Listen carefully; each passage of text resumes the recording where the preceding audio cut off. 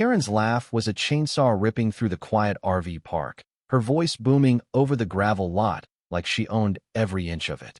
"You call that a home?" she sneered, jabbing a manicured finger at Maria's weathered RV, parked modestly at the edge of Sunny Acres.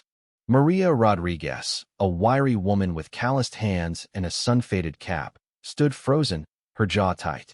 She'd spent 2 years saving for that RV, her sanctuary after a lifetime of scraping by.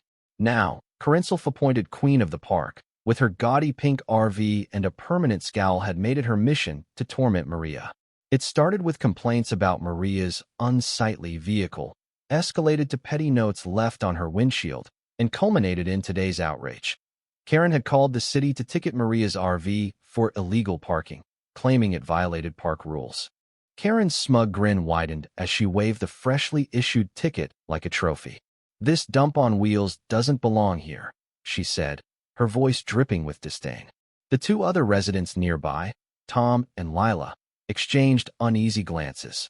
Tom, a retired mechanic with a gray beard, muttered under his breath about Karen's endless meddling. Lila, a soft-spoken nurse, clutched her thermos, her eyes darting between Maria and Karen, sensing the storm brewing. Maria's hands trembled as she took the ticket, her dark eyes scanning the fine print. Her RV wasn't just a vehicle, it was her home, her only asset after her apartment lease fell through. She'd followed every rule, paid every fee, yet Karen, with her HOA board connections and relentless vendetta, had found a loophole. The ticket demanded Maria move her RV within 48 hours or face impoundment. The injustice burned in Maria's chest, but Karen's next words lit the fuse. "Maybe if you weren't so lazy, you'd have a real house by now," Karen spat, loud enough for the whole park to hear. A few heads poked out of nearby RVs, drawn by the commotion. Maria's face flushed, not with shame, but with a quiet, dangerous resolve. She'd had enough. The conflict wasn't new. Karen had been a thorn in Sunny Acres for years, her wealth and arrogance a battering ram against anyone who didn't fit her vision of classy. She'd bullied Tom over his vintage motorcycle, nagged Lila about her garden's weeds, and now targeted Maria, the newest resident, whose modest life seemed to offend Karen's sensibilities. But Maria wasn't like the others. She'd grown up fighting for every scrap, and she wasn't about to let Karen steamroll her. That night, Maria sat in her RV, the ticket crumpled on her fold-out table. Her laptop glowed in the dim light as she researched city ordinances, her fingers flying across the keys. Karen thought she'd won, but Maria had a plan, one that would turn Karen's petty power trip into a lesson she'd never forget. The next morning, Maria marched to the city clerk's office, her backpack stuffed with documents. She discovered a little-known statute. In this county, an RV could be registered as a legal residence if it met specific criteria: utility hookups, a permanent parking agreement, and proof of occupancy. Maria had all 3. Her RV was hooked to the park's water and electric. Her lease with Sunny Acres was ironclad, and she'd been living there full-time for months. By noon, she'd filed the paperwork, her RV officially recognized as her legal home.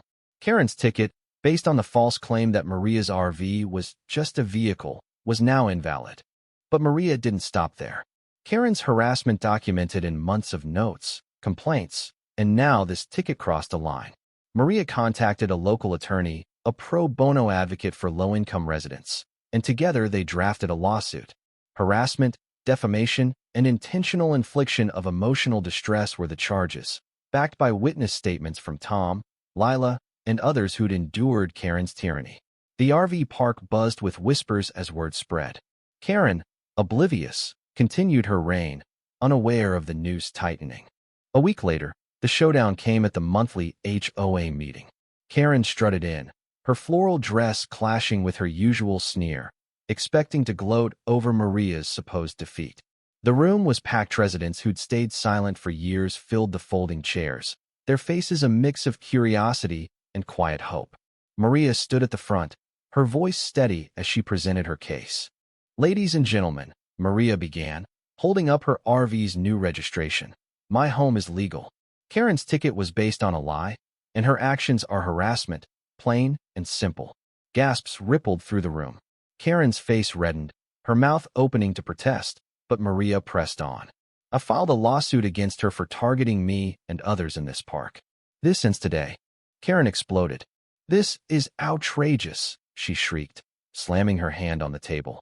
You can't sue me. I'm protecting this park's standards. Her voice cracked, betraying her panic. Tom stood up, his gruff voice cutting through. Karen, you've been bullying us for years. Maria's right, it's time someone fought back. Lila nodded, adding, we're tired of your nonsense. You don't own us. The room erupted in murmurs of agreement. Karen's allies on the HOA board shifted uncomfortably, their usual support crumbling. Maria laid out the evidence. Photos of Karen's notes, recordings of her insults, and the ticket itself, now voided by the city. The lawsuit, Maria explained, wasn't just for her, it was for everyone Karen had belittled, intimidated, or driven out. Karen's bravado faltered. She stammered, her usual venom replaced by desperation. This is my park, she insisted, but the words sounded hollow. The residents' eyes were on her now, not with fear, but with defiance.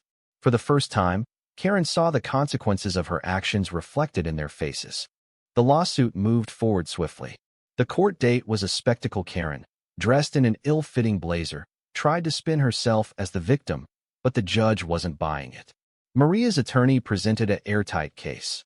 Karen's actions had violated state harassment laws, and her false report to the city was a clear abuse of power.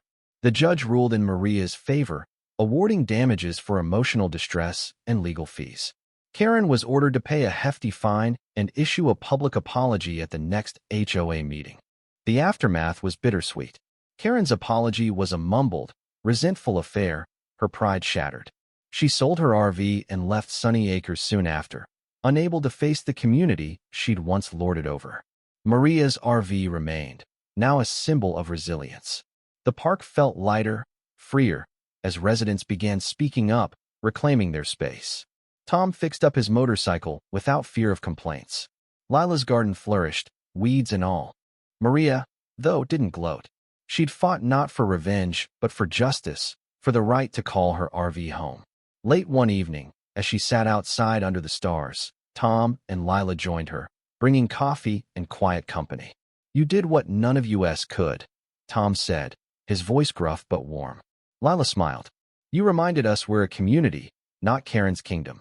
Maria looked at her RV, its faded paint glowing faintly in the moonlight. It wasn't much, but it was her shared one and fiercely loved. The ticket, now framed on her wall, was a reminder. No one, not even a Karen, could take that away. The end. /Z artifact.